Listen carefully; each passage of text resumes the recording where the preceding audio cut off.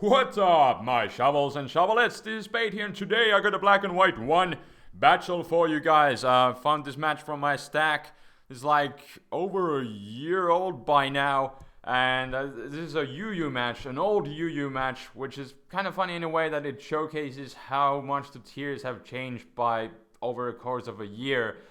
This was from the time when Hippowdon had just dropped down to the underused tier, due to not being obviously used in OU enough. And then Magic Guard Alakazam was also released, so I was using those two, and then I decided to throw Stoutland there, cause Sand, and then some other filler guys, and that's my team basically.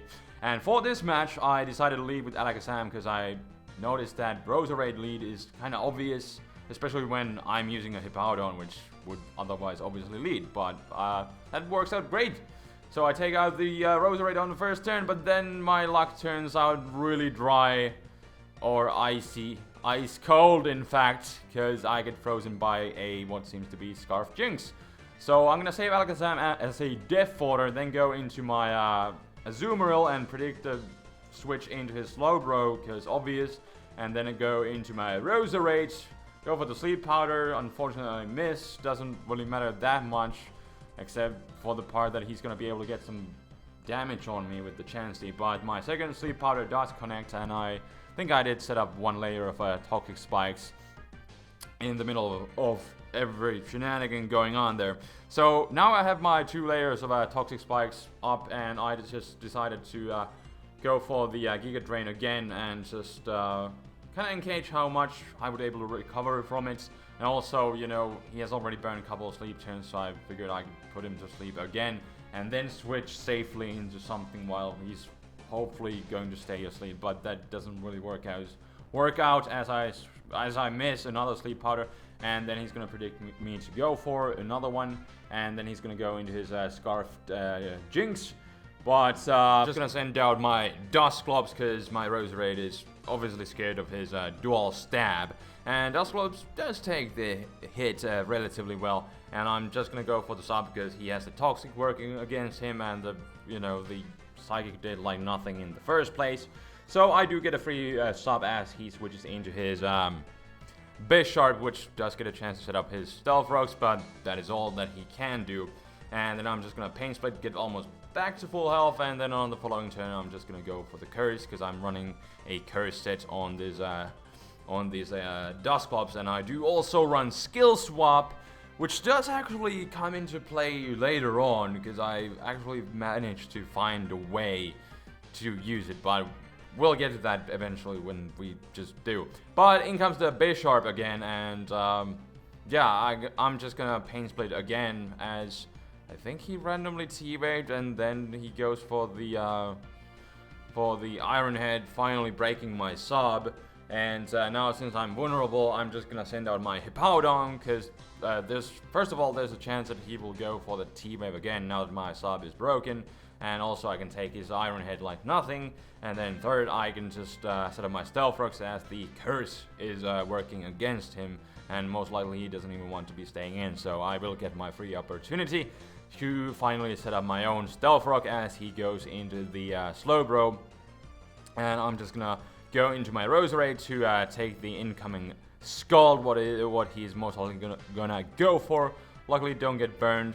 Not sure if that would have taken me out. Maybe. Would have been pretty close, but I don't get burned, so Roserade gets to live for another day, and I can just go for the Giga Drain as he sends out his Bisharp as a death fodder. So Bisharp at least goes down. But Roserade is still kind of down low on health, as in comes the Aerodactyl.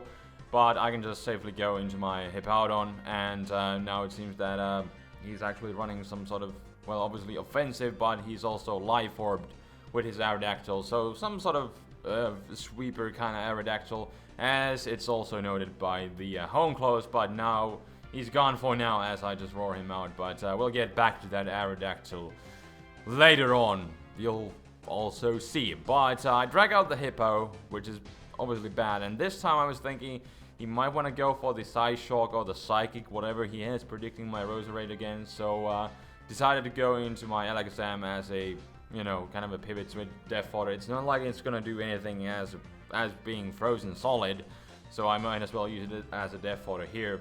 But he does still go for the skull, but not really sure if I could have lived another one anyways, so it was the safest move to do. So now that I can bring out my Roserade in safely, I'm just gonna go for the Giga Drain as in comes the Chansey, so I can't really do much of that, so I'm gonna switch into my Dusclops, because I'm pretty sure he's either going to Soft Boiled or just go for the Seismic Toss, trying to take me out from that range. But yeah, he does go for the freaking whatchamacallit Soft Boil, and that actually works out to a perfection, because I can just go for the Pain Split as he goes for that Toxic.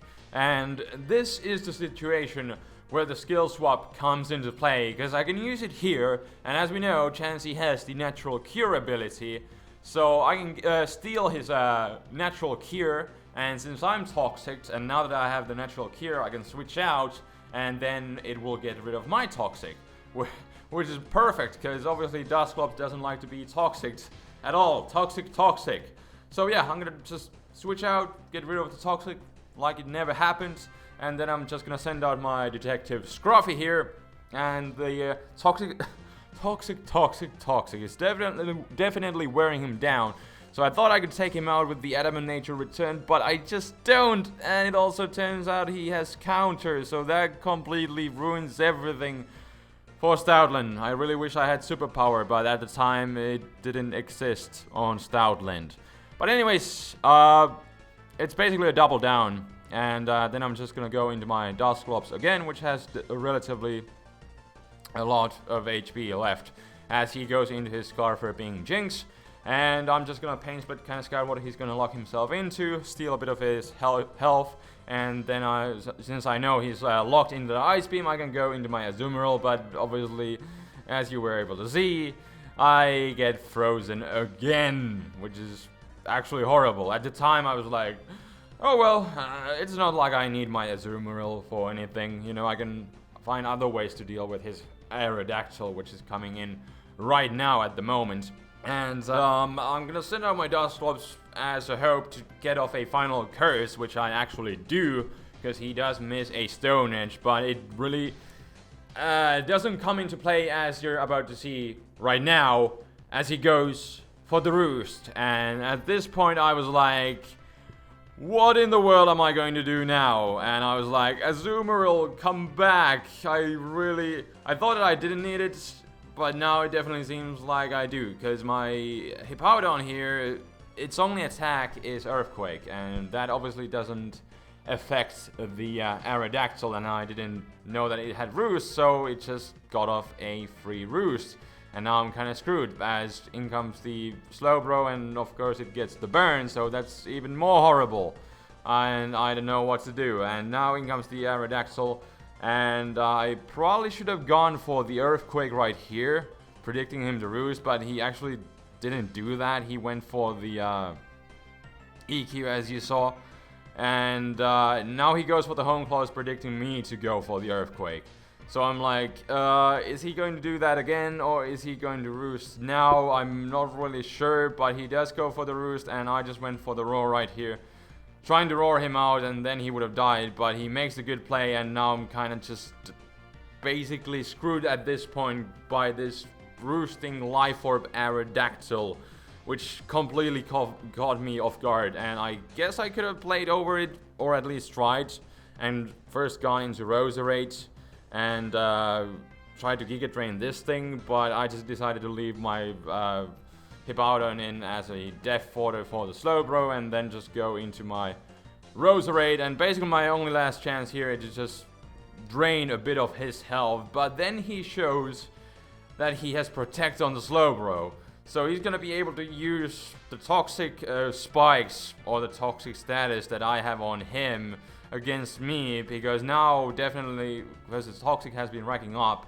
I won't be able to recover as much HP as I would have liked to, so he can basically revenge kill me with any of his moves, so he can easily just go for the EQ, but then again, like, I'm not sure how much I would have gotten back from the Giga Drain anyways, but yeah, that will be the game, and that ending was just like wow, I just completely didn't know what to do against the roosting Aerodactyl, and it really ended up biting me in the ass. But that will indeed be the match. Hope you guys enjoyed this little blast from the past. It's kind of funny to see how much the tiers have changed now. Hibaudon is BL, and Alakazam is OU, and then Stoutland, not sure if that's RU yet. Like, because Sand was, as we know, Sand has been banned completely from UU. You can't even use the Hippopotas anymore with the Sandstream ability, so you can't even use Sand anymore. That has completely changed. So with that, Stoutland's usage has definitely gone down. But speaking of usage shenanigans, I'll have to see the Smogon tier changes, because I think they made the tier changes official, because it's been another 3 months. It's been 3 months since Black and White 2 were released in Japan, and that's when they made the little change that the freaking Smogon decided to make the tier changes official 3 months ago when Black and White 2 were released, because they wanted to start from a fresh table, and now it's been another 3 months and they have made again tier changes because things have changed since the beginning of Black and White 2 era and all the new stuff.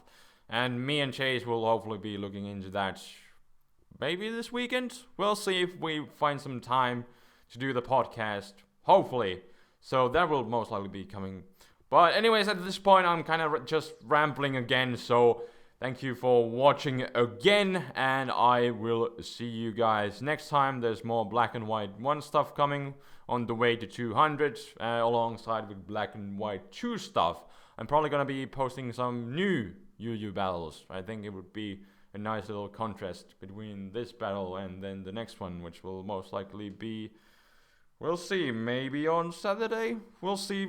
I have a really random schedule, especially now that I'm on my old computer still, and I can't record, any other stuff. So there's that. But I'm rambling, and I shouldn't do that because it's gonna add to the rendering time again on this old sucky computer. So thank you for watching. Until next time, this is TheFlamingSpade signing out. Peace!